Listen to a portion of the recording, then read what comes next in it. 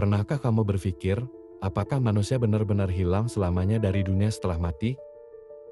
Tubuh kita mungkin berhenti bergerak, jantung kita berhenti berdetak, tapi apakah kita benar-benar lenyap?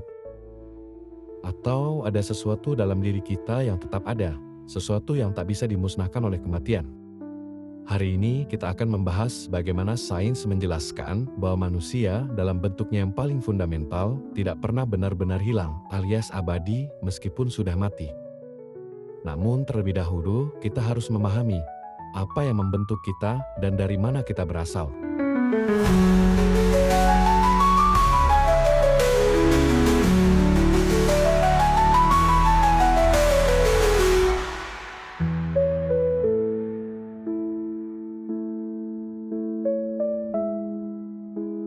Semua berawal dari peristiwa evolusi kosmik yang dijelaskan oleh Carl Sagan dalam bukunya yang berjudul Kosmos. Carl Sagan mengajak kita untuk berpikir lebih jauh. Menurutnya, kehidupan adalah kelanjutan dari evolusi kosmik yang telah dimulai sejak ledakan besar atau Big Bang yang terjadi sekitar 13,8 miliar tahun yang lalu. Di dalam bintang-bintang yang lahir dan mati selama miliaran tahun, unsur-unsur seperti karbon, energi, oksigen, nitrogen, dan fosfor terbentuk. Dan tahukah kamu, unsur-unsur ini adalah bahan dasar dari kehidupan. Jadi, ketika kita mengatakan bahwa kita berasal dari bintang, itu bukan sekedar metafora belaka, tapi kenyataan ilmiah. Sekitar 3,8 miliar tahun yang lalu, molekul-molekul sederhana dari lautan purba mulai berinteraksi di bumi, membentuk senyawa yang lebih kompleks, hingga akhirnya melahirkan kehidupan pertama.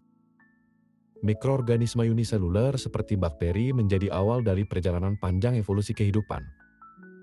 Kemudian, melalui miliaran tahun perubahan, muncul kehidupan multiseluler, berkembang menjadi berbagai bentuk hewan dan tumbuhan.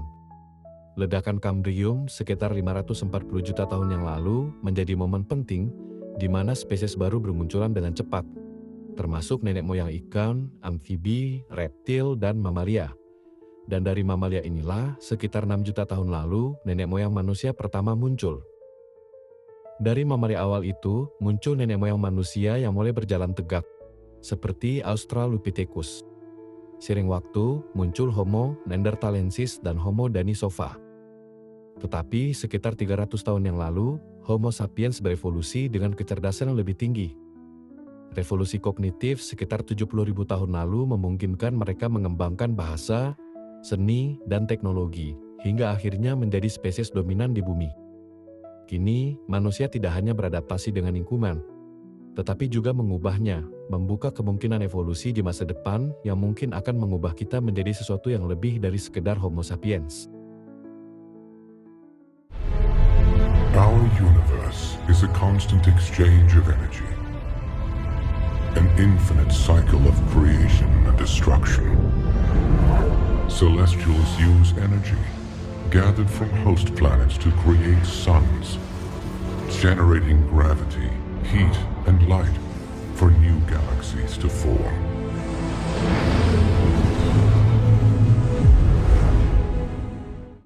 Seperti yang kalian saksikan pada cuplikan film Eternals tahun 2021 tersebut, di mana Arisem menjelaskan kepada Cersei mengenai energi, di mana para celestial menggunakan energi untuk menciptakan objek-objek alam semesta seperti planet hingga galaksi.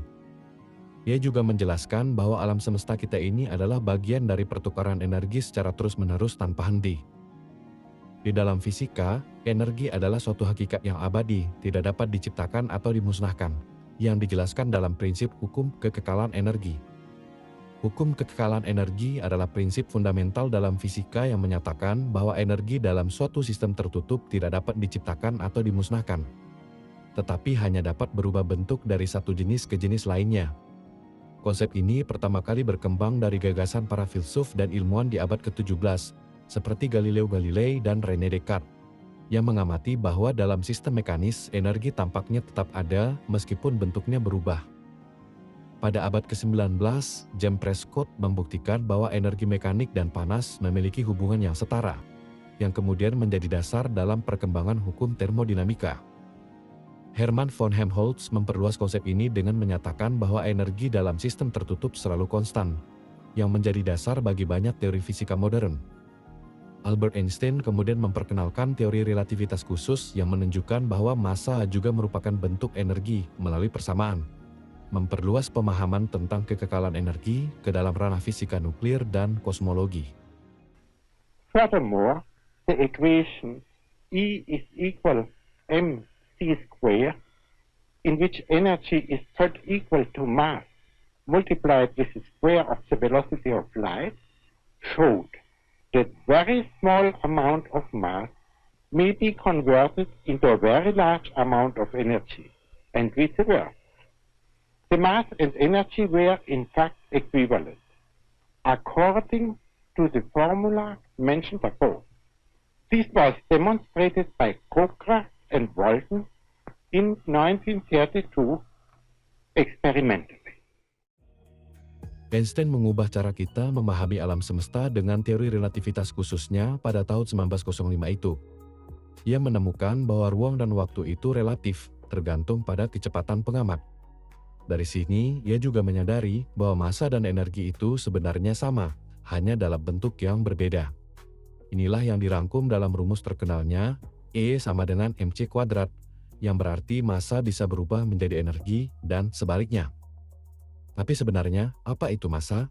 Massa adalah bobot atau jumlah materi dalam suatu benda, seperti batu, tubuh manusia, atau bahkan partikel atom. Dan di dalam massa tersebut ada energi yang tersimpan.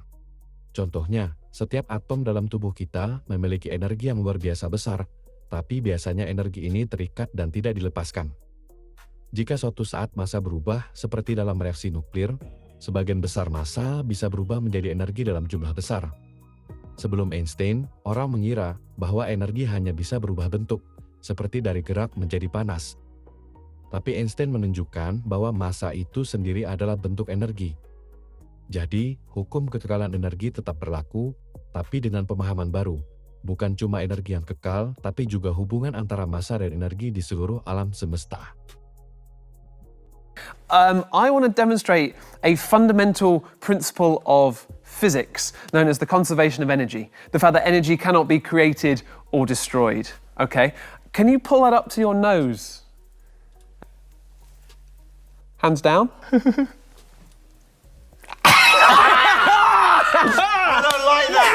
Seperti yang kalian lihat pada cuplikan video ilustrasi tersebut, kita bisa melihat hukum kekekalan energi dalam fenomena pendulum sederhana.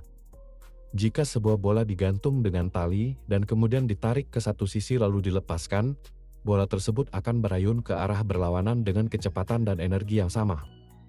Pada titik tertinggi, bola memiliki energi potensial maksimum dan energi kinetik 0. Saat bola mulai jatuh, energi potensial berubah menjadi energi kinetik, menyebabkan bola bergerak semakin cepat hingga mencapai titik terendah, di mana energi kinetiknya maksimum dan energi potensialnya 0. Kemudian, energi kinetik tersebut dikonversi kembali menjadi energi potensial saat bola naik ke sisi lainnya, hingga mencapai ketinggian awal. Jika tidak ada gaya gesekan atau hambatan udara, bola akan terus bergerak dengan energi yang sama selamanya. Namun, dalam kenyataan, sebagian energi berubah menjadi panas akibat gesekan udara dan tali, sehingga bola akhirnya berhenti. Energi tersebut tersebar ke udara dan tidak pernah hilang. Energi itu kekal dan hanya berubah bentuk. Energi itu meliputi beberapa jenis. Yang pertama ada energi kinetik, yaitu energi gerak. Yang kedua energi potensial, yaitu energi yang tersimpan akibat posisi atau kondisi. Yang ketiga ada energi panas atau thermal. Yang keempat ada energi listrik. Yang kelima ada energi kimia, energi yang tersimpan dalam ikatan molekul seperti pada makanan dan bahan bakar. Kemudian yang kelima ada energi nuklir, energi dari reaksi inti atom, dan yang terakhir ada energi elektromagnetik, seperti cahaya dan gelombang radio. Semua bentuk energi ini dapat berubah satu sama lain, tetapi jumlah total energi dalam sistem tertutup selalu tetap, sesuai dengan hukum kekekalan energi. Secara lebih sederhana, energi ini ada bersamaan dengan kehidupan kita sehari-hari, seperti cahaya matahari yang menghangatkan bumi, memberi energi bagi tumbuhan untuk tumbuh. Kemudian api yang membakar kayu mengubah energi kimia menjadi panas dan cahaya. Lalu ada listrik di rumah kita yang mengalir dalam kabel, mengubah energi menjadi cahaya, suara, atau gerakan. Energi selalu berpindah, selalu berubah, tetapi tidak pernah hilang. Dan sekarang, mari kita lihat bagaimana hukum ini berlaku untuk tubuh kita manusia. But I see through you.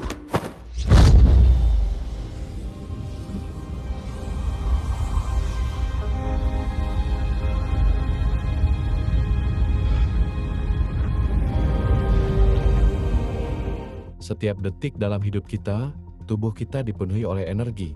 Seperti energi kimia dari makanan yang menggerakkan tubuh kita, energi listrik yang mengalir dalam otak dan syaraf, menghidupkan pikiran, kesadaran, dan perasaan kita.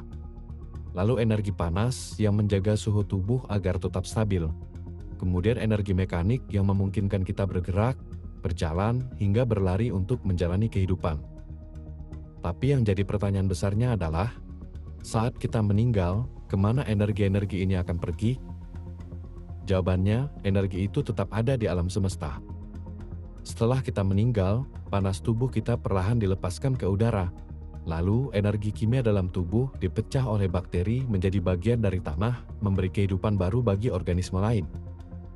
Kemudian, energi dalam bentuk gas dilepaskan ke atmosfer, menjadi bagian dari udara yang dihirup oleh makhluk hidup lainnya. Jika kita dikremasi, tubuh kita memang menjadi abu, tapi energi yang terkandung di dalam tubuh berubah menjadi panas dan cahaya, menyebar ke lingkungan sekitar. Tubuh kita mungkin berhenti, tapi energi yang dulu membuat kita hidup tetap ada, hanya berubah bentuk. Kita adalah bagian dari siklus kehidupan alam semesta yang jauh lebih besar. People say that all energy is only borrowed. And one day you have to give it back.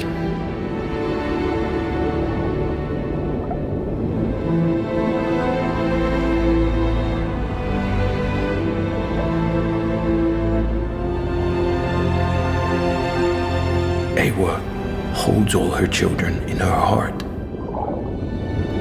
Nothing is ever lost. Manusia seringkali mengira bahwa kematian adalah akhir dari segalanya. Tetapi hukum kekekalan energi mengungkapkan bahwa kita tidak pernah benar-benar hilang.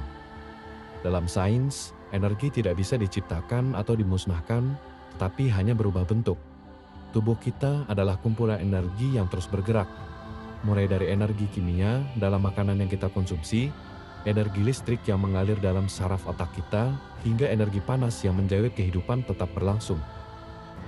Ketika kita mati, semua energi ini tidak lenyap begitu saja. Panas tubuh kita dilepaskan ke udara, energi kimia dalam tubuh kita dipecah oleh tanah dan menjadi bagian dari siklus kehidupan, sementara gas yang kita hasilkan menyatu ke dalam atmosfer. Bahkan jika kita dikremasi, api hanya mengubah bentuk kita menjadi panas dan cahaya menyebar ke alam semesta. Seperti kayu yang terbakar, yang tidak benar-benar hilang, melainkan berubah bentuk menjadi api, asap, dan abu. Kita pun mengalami transformasi serupa. Kematian bukanlah akhir, melainkan hanya perpindahan bentuk. Energi kita tetap ada, menyatu dengan alam semesta yang lebih luas. Sejak awal, kita berasal dari bintang yang meledak miliaran tahun lalu, dan setiap atom dalam tubuh kita adalah bagian dari sejarah kosmik yang tak terputus. Kita adalah energi yang dulu membentuk galaksi, yang kini mengalir dalam kehidupan, dan yang suatu hari akan kembali ke alam semesta. Saat tubuh kita melebur dengan tanah, mungkin suatu saat atom-atom kita menjadi bagian dari pohon yang tumbuh, udara yang dihirup oleh generasi berikutnya, atau bahkan partikel kecil yang terbawa ke dalam cahaya matahari. Dalam skala yang lebih besar, keberadaan kita tak pernah benar-benar berakhir. Kita tetap ada dalam berbagai bentuk, terus berkontribusi pada siklus kehidupan yang abadi. Hidup bukan sekedar perjalanan dari lahir hingga mati, melainkan bagian dari tarian energi yang terus bergerak, berubah, dan berevolusi. Kita adalah bagian dari alam semesta, dan dalam energi yang tak terhancurkan, kita selalu ada.